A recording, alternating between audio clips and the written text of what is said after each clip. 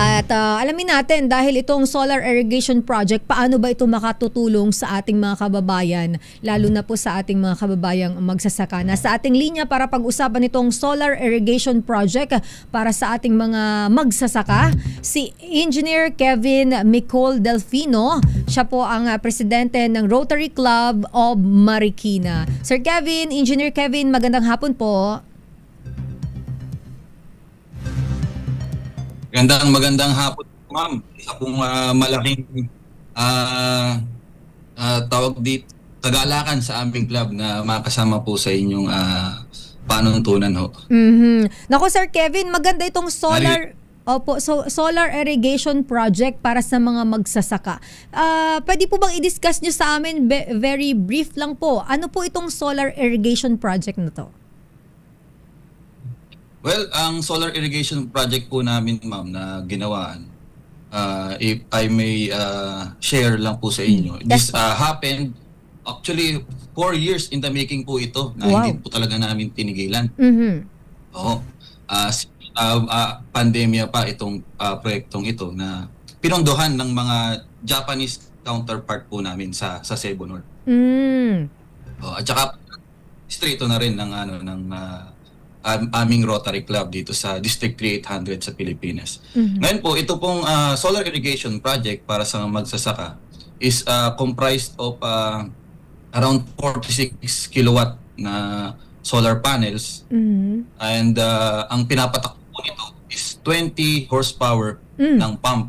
So, nung una po, nung wala pa yung solar irrigation project, ang ginagamit po ng mga magsasaka para makapag-irrigate is tubig ulan.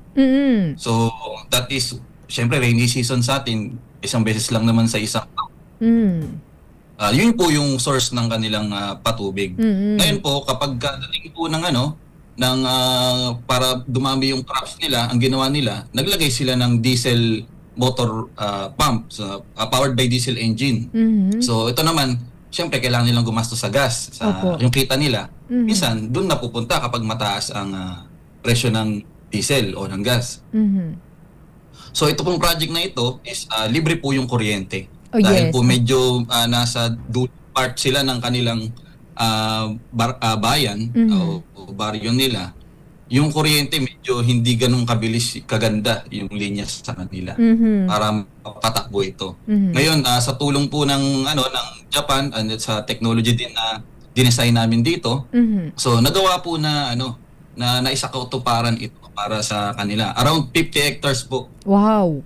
Yung nabibigyan ng benepisyo ng na to. Tawag dito na solar irrigation na to. Opo. So yun po, kami po ay talagang malaking pasasalamat din sa Cebu North para sa kanilang tulong na ibigay. At talagang as of now po ay talagang inaalagaan po ng mga benepisyaryo ng mga magsasaka ang solar irrigation project na ginawa natin ito. Sir Kevin, banggit niyo po 50 hectares yung kumbaga yung nagbe-benefit, napapatakbo nitong solar irrigation project na to. Ilang magsasaka po ito na natulungan po natin through this project, at meron pa po ba tayong mga naka-line up na mga susunod na lugar na pwede nating matulungan? Kasi napakalaking bagay po nitong solar irrigation project na to. Katulad po ng nabanggit ninyo, hindi lahat po ng lugar sa ating bansa ay kayang magpatakbo or may sapat na supply ng kuryente para po sa mga ganito po.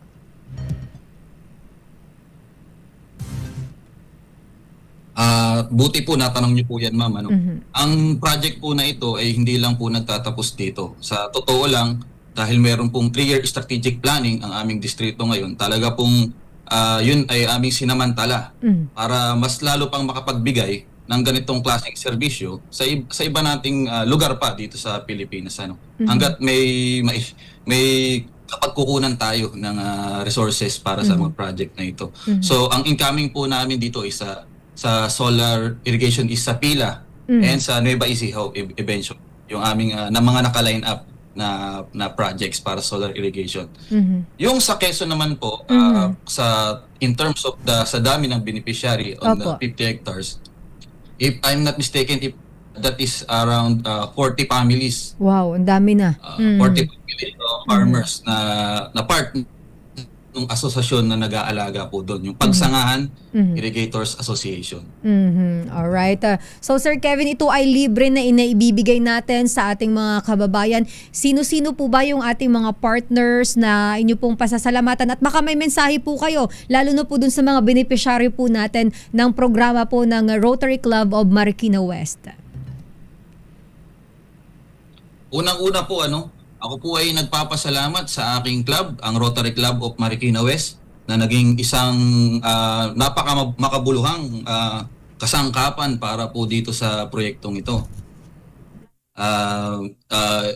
Our past president, Rejan Pantone, our past president, Argel Cabatbat, and also all the others, the past district governor, Pope Solis. Siyempre, yung presidente po during this term na nag-commence ito is our president, Attorney Magnum Agpawa.